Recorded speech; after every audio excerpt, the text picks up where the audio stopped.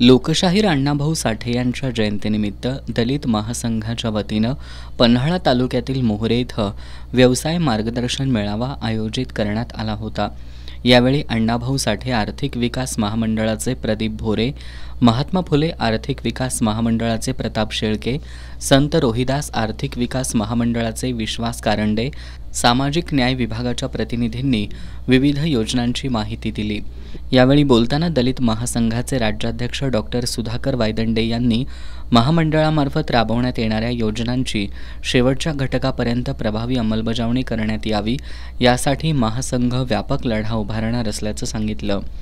माजी जिल्हा परिषद सदस्य शिवाजी मोरे यांनी अण्णाभाऊ साठे यांचे विचार आचरणात आणण्याची गरज व्यक्त केली।